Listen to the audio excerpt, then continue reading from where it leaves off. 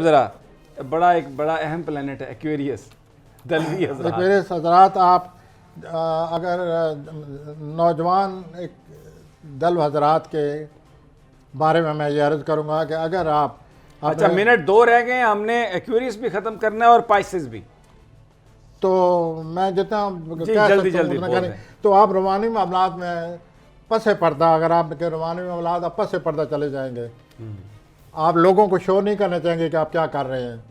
आपने पस पर्दा कोई रूमानी मसला जो है उसको घसीटा हुआ है और ये आने वाले 5-6 हफ्तों में आपकी ज़िंदगी ख़राब करेगा। इसको संभाल के रखें, बचें बचें बचें, वरना रसवाई होगी, मामलात ख़राब होंगे और आप बचें, संभाल के रखें। का बायस बनेंगे। अब आ जाए पाइसेस पे। आपके दोस्त अहबाब आपके बहुत काम आने वाले हैं। सब्सक्राइब करें और बेल दबाएं ताकि कोई खबर रह न जाए।